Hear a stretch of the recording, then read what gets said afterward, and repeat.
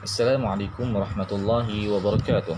Alhamdulillahi rabbil alamin wassalatu wassalamu ala asyrafil anbiya'i wal mursalin wa ala alihi wa sahbihi ajma'in.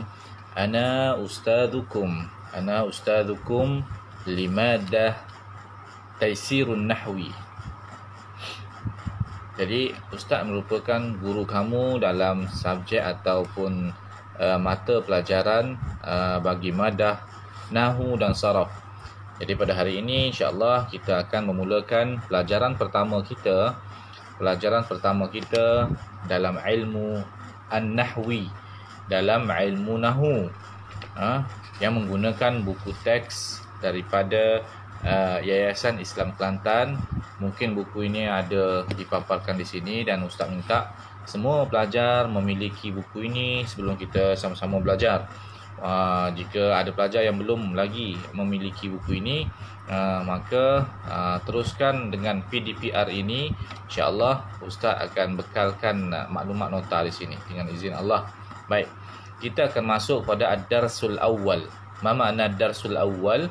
Darsul awal bermakna pelajaran yang pertama dalam muka surat 1 buku Taysirun Nahwi. Tayyib. Pelajaran awal ini di dalam topik atau tajuk aqsamul kalimah. Aqsamul kalimah, yakni bahagian-bahagian kalimah. Bahagian-bahagian kalimah, iaitu kalimah terbahagi kepada beberapa. Jadi kita lihat kepada muka surat 1, kita teruskan kepada al-qawaid. Ma makna al-qawaid? Iaitu kaedah. Kaedah, kita nak mengetahui tajuk ini apa dia. Apa dia itu yang berkaitan dengan aqsamul kalimah. Tayyib. Al-kalimah tanqasimu ila thalatha. Awak tengok ya pada muka surat bawah tu al-qawaid. Al-kalimah tanqasimu ila thalatha. Ustaz baca, pelajar tengok huruf. Kalau perlu bariskan. Kemudian berikan makna bagi kalimah-kalimah yang disebutkan untuk awak mula memahami apa itu ilmu nahwu. Tayyib. Sebelum Ustaz pergi kepada ni, Ustaz lupa untuk memberitahu tentang ilmu nahwu ini merupakan suatu ilmu yang penting di dalam bahasa Arab. Barang siapa yang mahir atau faham tentang ilmu nahwu, dia memiliki salah satu daripada senjata untuk memahami bahasa Arab dengan baik. Baik, Ustaz harap pelajar-pelajar bersedia untuk belajar pada hari ini. Baik.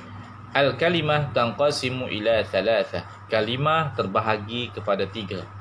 Kalimah terbahagi kepada 3. Apa itu kalimah? Sebelum tu, apa itu kalimah? Kalimah ialah setiap bait yang keluar daripada mulut kita.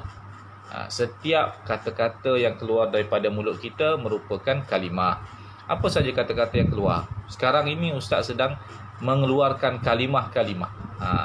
Jadi apa itu kalimah? Kalimah terbahagi kepada 3. Yang pertama ialah al-ismu. Al-ismu, kata nama. Yang kedua wa fi'lun. Ismun wa fi'lun, kata nama, kata kerja, wa harfun, dan kata hubung. Ustaz sebut kata hubung sinilah, harfun ni. Dan kita akan pergi satu persatu, apakah ismun, apakah fi'lun, apakah harfun. Tayyib, anak-anak pergi nombor 1. Fal ismu, maka isim tu apa dia? Nama tu apa dia? Huwa kullu lafzin. Dia sebut sini huwa kullu lafzin, setiap lafaz. Setiap lafaz yang kita keluar, yusamma, yang dinamakan, yang kita sebut, apa dia? Bihi insanun, manusia. Apa sahaja yang berkaitan dengan manusia, sama ada nama dia, gelaran dia, maka dia adalah isim. Yang kedua, au hayawanun, ataupun binatang. Nama binatang ke, gelaran binatang ke, sang buaya, sang bedal, itu semua adalah ismun dan ia merupakan kalimah. Au nabatun, atau nama jenis-jenis nama tumbuh-tumbuhan. Berapa banyak tumbuhan yang ada, itu adalah nama. Au jamadun, ataupun perkara yang tidak hidup, seperti batu, seperti kayu, rumah. Dia bukan manusia, dia bukan haiwan, dia bukan tumbuhan, tetapi dia jamadun. Dia adalah perkara yang tidak hidup. Au ayyu syai'in akhar, ataupun yang lain-lainnya yang diberi nama akan dia, maka dia adalah isim. Mithlu, di sini mislun, seperti siapa? Ahmad. Ahmad kan nama orang, merujuk kepada manusia. Al-muallimu, kat sini contoh dia ya. Al-muallimu nombor 2 tu, al-muallimu, guru. Guru tu merujukkan kepada lelaki. Tak ada guru tu, guru merujuk kepada lelaki, manusia, bukannya binatang. Al-baqaratu, al-baqaratu lembu betina. Lembu betina adalah hayawan. Asy-syajaratu termasuk dalam an-nabat, iaitu pokok-pokok. Yang seterusnya at-tilmizu. Jadi kita boleh ambil contoh banyak lagi. InsyaAllah apabila akhir daripada pelajaran ini, kita akan tengok contoh yang ada pada muka surat 1 itu, yang atas dia, yang atas buku ni, buku nombor 1 ni. Baik, seterusnya kita pergi kepada al-fi'lu. Tadi kita sebut apa dia? Kalimah, iaitu perkataan ni ada 3 jenis. Satu isim, kata nama. Yang kedua fi'lun. Kita pergi kepada fi'lun, itu kata kerja. Kata kerja. Apa itu kata kerja? Mudahnya Ustaz terjemahkan dalam bahasa Melayu dulu. Ustaz terjemahkan dalam bahasa Melayu dulu. Kata kerja ni setiap perkataan yang keluar menunjukkan kelakuan seseorang. Contohnya makan, minum, berjalan, lagi apa lagi? Menaiki motor, atau apa saja perbuatan, memandu, bergaduh, itu adalah perbuatan, maka ia termasuk dalam al-fi'lu. Jadi kita tengok kepada ta'rif al-fi'lu huwa kullu lafzin, semua lafaz. Fi'lu ni adalah semua lafaz yadullu ala husuli amalin, yang menunjukkan, yadullu makna dia yang menunjukkan, ala husuli amalin, atas terhasilnya suatu perbuatan. Sekarang ni contoh Ustaz, perbuatan Ustaz ialah bercakap. Bercakap itu adalah kalimah. Fi zamanin khas, pada zaman-zaman tertentu. Maksudnya sekarang Ustaz tengah bercakap. Ni zaman Ustaz bercakap sekarang. Semalam Ustaz tengah minum, atau Ustaz main bola, maka semalam itu adalah satu zaman, iaitu yang sudah lepas. Akan datang pun boleh berlaku, sekarang pun boleh berlaku. Itu merujuk kepada al-fi'lu, perbuatan. Perbuatan. Baik, kita tengok contoh yang diberikan tentang perbuatan. Mithlun, seperti dhahaba, pergi. Orang tu pergi, perbuatan dia pergi. Jalasa, orang itu duduk. Yadkhulu, orang itu masuk. Daripada luar dia masuk ke dalam. Yang seterusnya, yarji'u, dia balik. Dia datang sekolah, dia balik. Perbuatan dia balik itu adalah perbuatan yang dinamakan al-fi'lu. Seterusnya namat, tidur. Tidur juga adalah perbuatan. Jadi kita sudah habis 2. Yang pertama tadi ismun, yang kedua fi'lun, yang ketiga harfun. Al-harfu maksudnya huruf. Huruf saja, dia tidak memberi erti kecuali dia digabungkan dengan perkataan lain. Contohnya di. Di, apa makna di? Kita tak boleh bagi erti. Tetapi kalau kita sebut saya duduk di dalam kelas, di dalam kelas, di itu akan merujuk kepada perbuatan kita berada di dalam kelas. Jadi harfun ni dia akan bekerja dengan kalimah-kalimah lain. Okay, kita tengok apa dia ta'rif al-harfun. Al-harfu huwa kullu lafzin, setiap lafaz yang keluar daripada mulut kita, la yuzharu ma'nahu, tidak diketahui makna dia. Kita tak tahu makna dia. Di apa? Di. Cuba awak jelaskan di tu apa? Apa lagi? Ila ke. Apa makna ke? Ke kita tak tahu. Kita la yazharu ma'nahu, tidak jelas makna dia kamilan, secara sempurna, illa ma'a ghairihi, kecuali bersama dengan kalimah-kalimah lain. Ahmad pergi ke kedai. Ke tu apabila dimasukkan di dalam ayat, maka kita boleh faham. Tapi kalau sebut ke saja, orang tak faham apa itu makna ke saja.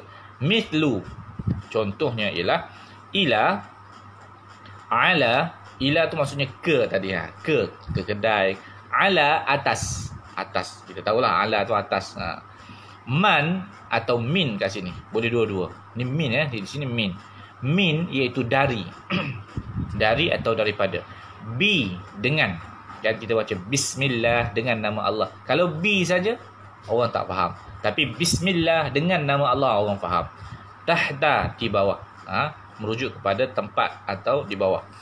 Baik, itu adalah kategori-kategori aqsamul kalimah. Tayyib. Al-an kita pergi kepada contoh-contoh yang ada dalam buku teks untuk lebih kita memahami tentang kalimah. Baik. Sekarang kita pergi pada contoh. Kita kembali kepada muka surat 1. Muka surat 1 atas sekali iqra. Maksudnya baca. Dia nak bagi contoh kalimah tu apa. Jadi ustaz bagi tahu awal-awal di sini, setiap yang keluar daripada patah perkataan mulut kita adalah kalimah. Cuma kita sekarang ini bertugas atau ditugaskan untuk membezakan antara kalimah tu isimkah dia, fi'ilkah dia, ataupun satu lagi harfunkah dia. Kita nak membezakan. Jadi kita baca contoh yang diberikan. Nombor 1. Semua tengok pada nombor 1 dan mungkin tertera di sini. Dhahaba Ahmadun ilal madrasah. Dhahaba Ahmadun ilal madrasah. Dhahaba telah pergi. Dia adalah fi'il. Ahmadun isim, nama orang. Ila ke adalah harfun. Al madrasatu sekolah merupakan isim. Sekolah tu isim lah. Tu apa? Bangunan apa tu? Sekolah. Tadi kan kita sebut pasal jamadun. Perkara yang tidak hidup. Sekolah tu adalah isim. Jadi kat sini zahaba fi'il, Ahmad isim, ila harfun, madrasah isim. Dan kesemuanya ini merupakan apa? Merupakan kalimah. Okey, nombor 2. Jalasat Fatimatu alal kursiyyi, ataupun jalasat Fatimatun alal kursiyyi. Jalasat telah duduk. Perbuatan dia apa? Duduk. Jadi ini adalah fi'il. Jalasat tu adalah fi'il. Fatimatun nama orang, isim. Ala atas. Atas apa? Atas apa? Tak tahu atas apa. Alal kursi. Atas kursi. Jadi ala itu merujuk kepada harfun. Al kursiyu merujuk kepada apa dia? Merujuk kepada kursi. Satu bentuk benda. Benda yang mati, yang tak hidup ni adalah isim. Okey, nombor 3. Yadkhulul muallimu al-fasla. Yadkhulu telah masuk. Telah masuk adalah fi'il.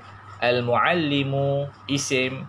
Al-faslu isim. Nak kenal isim senang saja. Pertama dia ada tanwin belakang dia. Ahmadun. Ataupun ada alif lam. Al-muallimu. Sebab apa? Sebab fi'il tak boleh masuk alif lam. Okey, kita pergi pada nombor 4. Contoh nombor 4. Yarji'u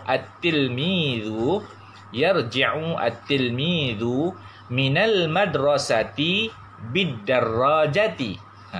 Yarji'u telah pulang. Agak-agak apa? Yarji'u telah pulang. Dia ada perbuatan atau isim? Maka kita akan sebut yarji'u di sini adalah fi'il. Fi'il dia adalah fi'il. At-tilmidhu ada alif lam. Kita kenal terus walaupun kita tak tahu makna, kita tahu itu adalah isim. At-tilmidhu pelajar, telah pulang pelajar, sedang pulang pelajar, minal madrasati dari. Minal itu adalah harfun. Al madrasati ada alif lam. Dia adalah ismun. B satu kalimah ya, tapi disambungkan, boleh disambungkan B ni. B adalah dengan. Tidak B saja, perkataan B saja itu adalah harfun.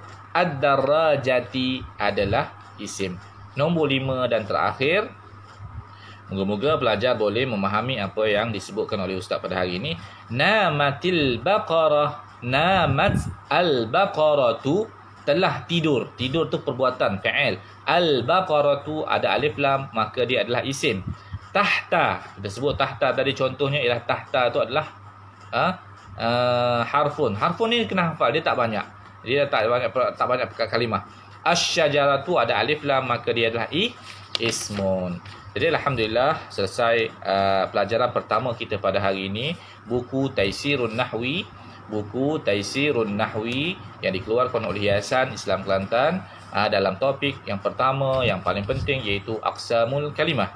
Jadi Ustaz harap pelajar-pelajar boleh buat rujukan, ulang kaji di rumah, ulang balik video yang Ustaz sebutkan ini, dan kemudian Ustaz minta pelajar membuat latihan pengukuhan, dia nak faham atau tidak. Ya, muka surat berapa?